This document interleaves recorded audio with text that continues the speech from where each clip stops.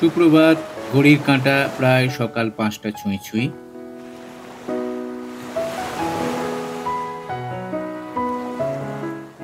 সূর্যদেব একটু আগে উঠলেন। সূর্যোদয় দেখতে দেখতে দীঘা ভ্রমণের দ্বিতীয় পর্বে আপনাদের জানাই স্বাগত।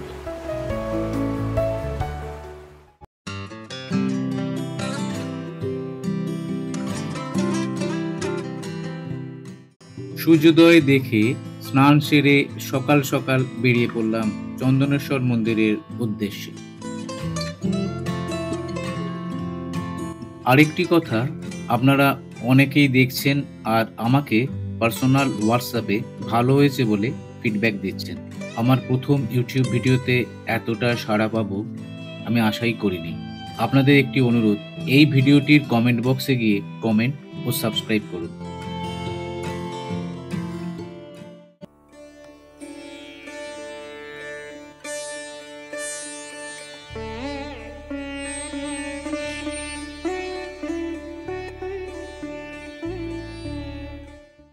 এই সেই শতাব্দী প্রাচীন চন্দনেশ্বর মন্দির।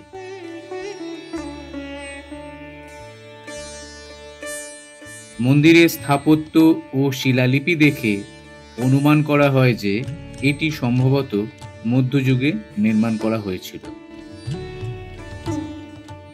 পোড়ামাটির এই মন্দিরটি 12 চালা।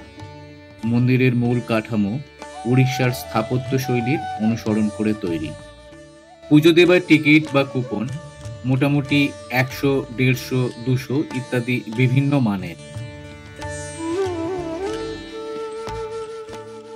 মন্দির চত্বরের পাশেই এই পুকুরে হাত পা ধুয়ে ভক্তগণ পুজো দিতে যান।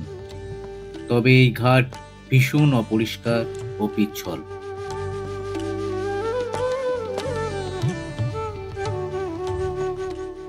কথিত আছে উড়িষ্যার তালসারি থানা এলাকার হুগলি গ্রামে হোগলা খেতে গরু চড়াতে যেতেন লক্ষ্মী নামে এক মহিলা।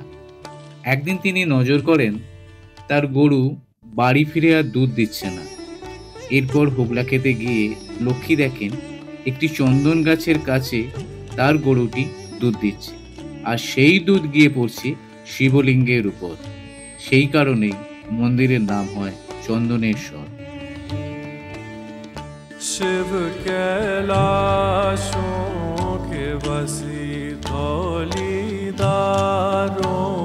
के राजा, शंकर संकट हरणा।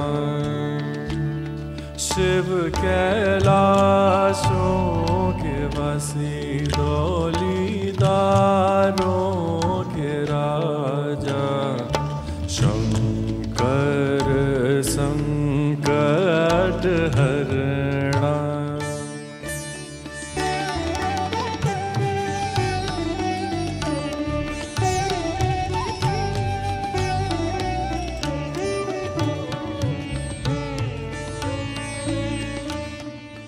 মন্দির চত্বর ভীষণ নোংরা ও অপরিষ্কার।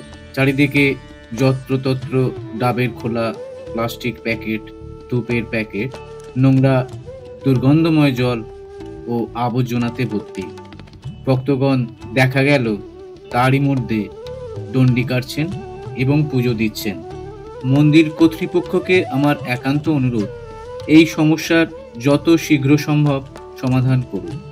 যারা পুজো দিতে আসছেন তাদেরও অনুরোধ করব নোংরা আবর্জনা যত্রতত্র না ফেলতে।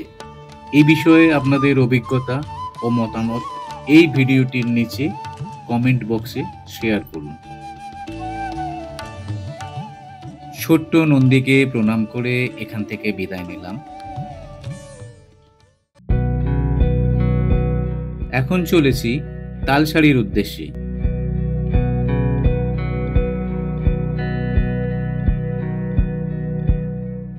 তালসারি এসেছে তাল এবং সারি থেকে, যা তাল গাছের সারিবদ্ধতার সাথে পরিচিত।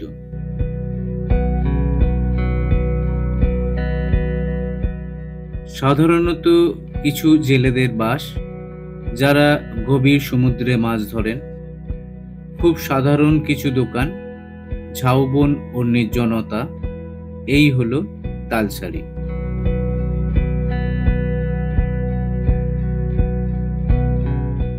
ওই দূরে যে গাছের সারি দেখা যাচ্ছে, ওটা হলো সুবর্ণরেখা শাখা চর। ওখানেই নৌকা যাচ্ছে 100 টাকা করে।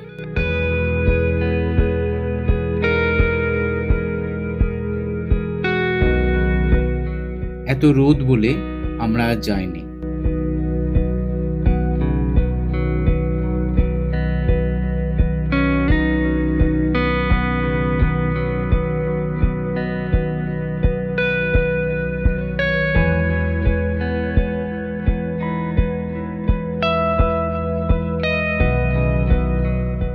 ভাটার জল সরে যায় প্রায় 1.5 কিলোমিটার দূরে। তখন কাঁকড়ার দেখা মেলে,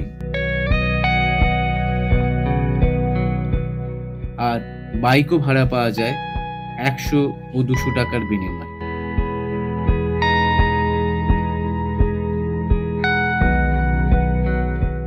তখন তালসারি অন্য রূপ।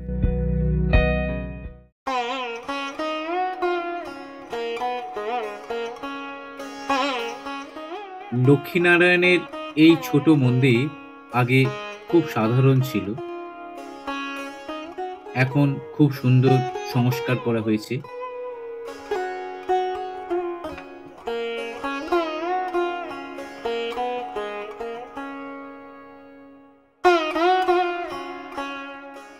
মন্দিরের ভিতরের ভিডিওগ্রাফি নিষিদ্ধ, তাই বিগ্রহের ছবি আপনাদের দেখাতে পারলাম না।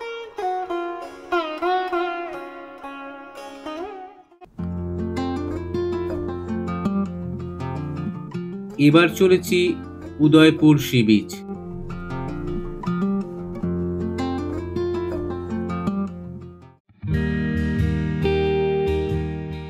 নিউ দীঘা ও তালসারির মাঝখানে প্রায় সীমান্তে অবস্থিত ছোট একটি সমুদ্র সৈকত।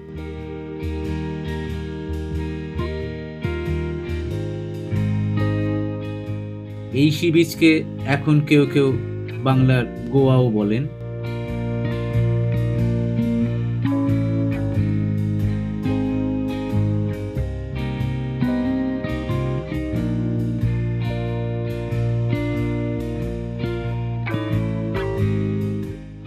রঙিন শামিয়ানা, বিভিন্ন ওয়াটার রাইড, জলের মধ্যে খাবারের দোকান, দুপাশে ঘন সবুজ ঝাউ গাছ, আর ভাটায় বাইক রাইড, এসব নিয়ে গোয়া না হলেও এর একটা আলাদা আকর্ষণ আছে।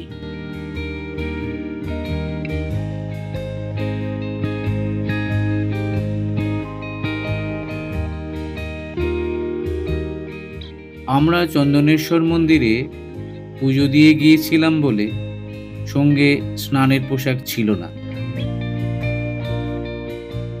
তাই দুর্ভাগ্যবশত জলে নামতে পারিনি।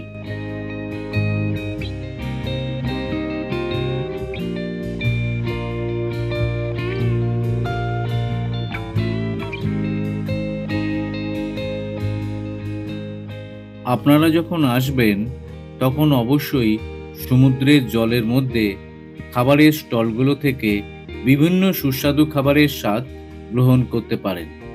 উদয়পুর সি বিচের এটাই বিশেষত্ব।